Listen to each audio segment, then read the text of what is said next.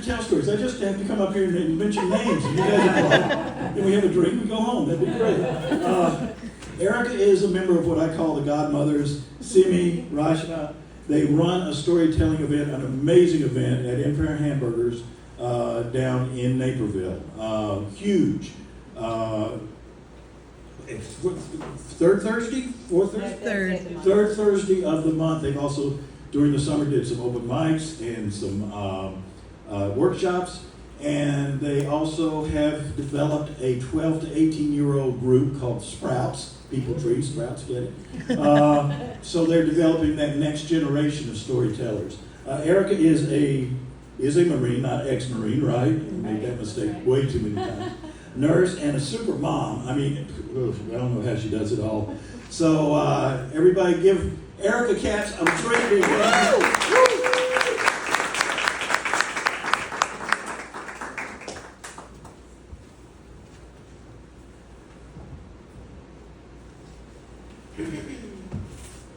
I couldn't believe we made it.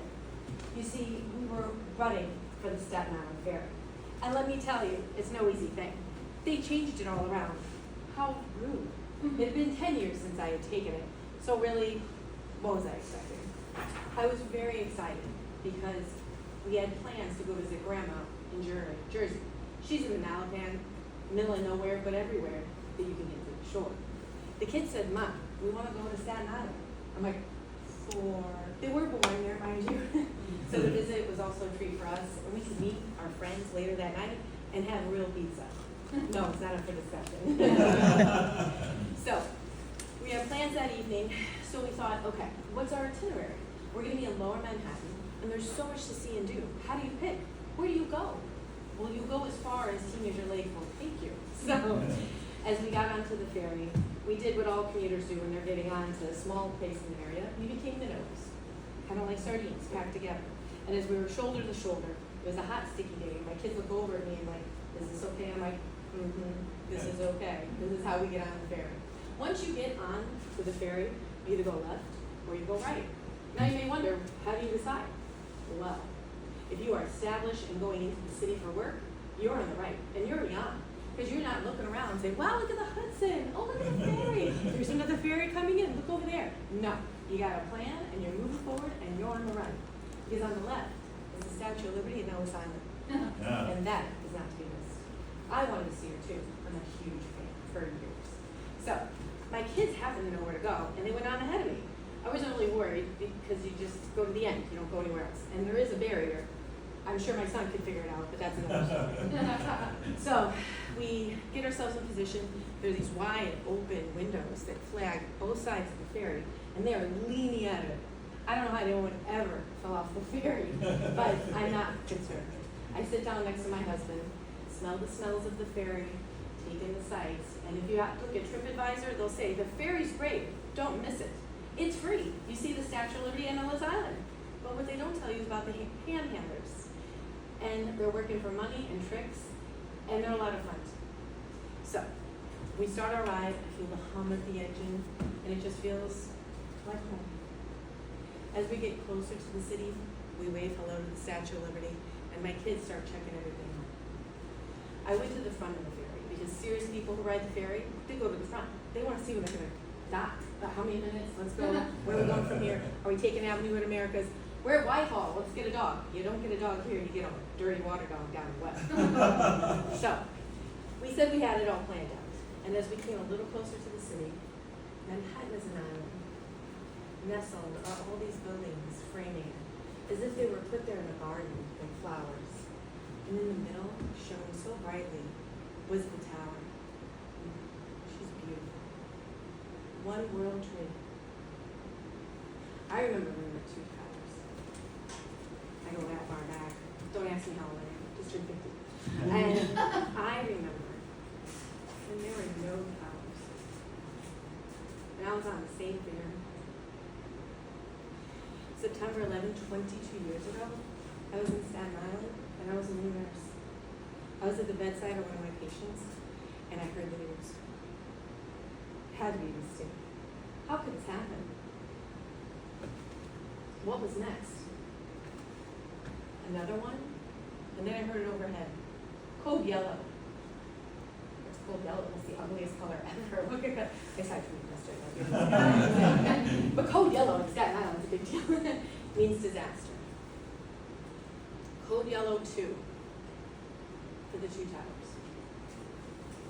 I queened my head off to the side. I ran to the windows on 3A of Staten Island University Hospital, and I could see it come down. It wasn't a mistake. It was intentional. They brought it to our backyard. I went from mad to angry and back to the That's the way I stayed 14 more hours because I wanted someone to come. I wanted to help someone. We all did, but they didn't come. We lost a lot of lives. But when we were done yet, we got together, a couple of us. I couldn't go to sleep. My first husband was still out there. I knew he was alive, but he was a ground zero. There's nowhere else I would. So 2 of my friends and I got together, and we went down to the ferry. And what you needed then was a badge and a uniform. And myself and 2 friends, my brothers got on board. It was quiet. Do you know how weird it is to think that Chicago would be quiet? New York was quiet. The airspace had been closed. All the bridges were shut down. And the only thing available for some of us to get off an island was the ferry. And that's where we got on. Fellow firefighters with their bunker gear, switching out, not knowing if their uncles, brothers, or somewhere in there buried. I knew friends that hadn't had family members come home. But off we went. As we took the ferry over, the smoke, the plume that came out over us, it like pulled us in. And as we touched Manhattan, I could feel it. The heat that burned for 9 days. And as we stepped off onto this Manhattan, we started walking. There's no taxis. Either they were burnt out from the area that had explosions from the 2 towers, or the windows were blown out. It wasn't safe anywhere. We were on lockdown. We didn't know if more was coming. We made our way down, and our next checkpoint was an officer by himself, standing there going, "What are you doing here?" And my best Marine, I said, "What are you doing?" And he looks at us head to toe and he goes, go check in. I said, "Thank you, sir." And we went forward, and we found ourselves at Saxon High School, right outside of Ground Zero. It wasn't Ground Zero then. It was a ground. It was open. It was a pit. It was burning. I signed up as a Marine and as a nurse. I guess I was both. I didn't know at that time. I didn't know where I was, what I was doing. And they taught me how to treat for corneal abrasions. And I already knew how to wrap feet for wounds. So I was helping the helpers. It was something. And as we were doing it hours into the day and evening, I realized surrounding me, someone said, "You might want to shake." And I went like this, and I said, "Why?" Because I was covered in ash. It's a smell in the lowest state. It started in my nose when I first got off, it entered my throat, moved into my lungs. For the days that I spent down there for that week, I was sick after. We never left me. On the left and on the right of me were brothers. We were brothers and sisters. We were not put down in that day. We came together. It was hard for me to leave that day. It was easy to come back each day for that remainder of that week. And on that day, we as Americans were all in hospitals. Because everybody did something. You watched the TV. You prayed. You stayed safe. You kept it together. You kept your family together. You didn't have to be down there to feel what I felt. Everyone in this room has a 9/11 story. It is personal. I began to feel myself being pushed forward. We're getting off the ferry. There's nothing like a commuter's will. Again, the minnows came like a sardine, and we're moving in the right direction. we were departing the ferry. And agenda, got agenda people, got some city lakes here, and we got some empty bellies. We had a couple spots to see along the way, and we're headed towards Chinatown. Chicago's got some excellent Chinese, do not get me wrong, but Woha is the place to go. Downstairs, not upstairs. Downstairs where the locals go. It's dirty and rude. They know what you want, and you're gonna like it. They're gonna ask you to come back, and you wanna come. After we had our fill and our bubble tea in hand, we got back. City Lakes were tired.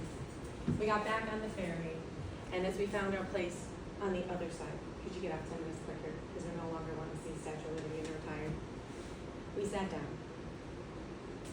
I watched as the ferry left the terminal, and I saw her again. She had just finished being built when we left her 10 years ago. Do you know we voted on it?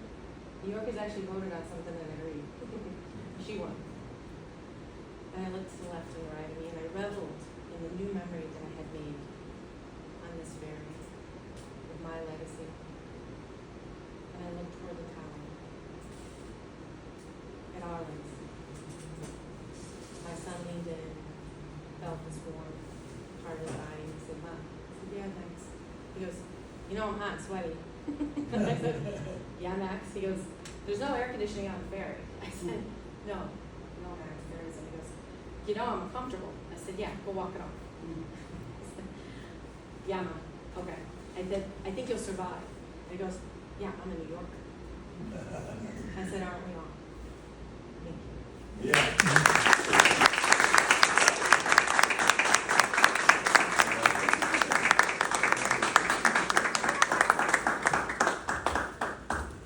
Thank you. Yeah.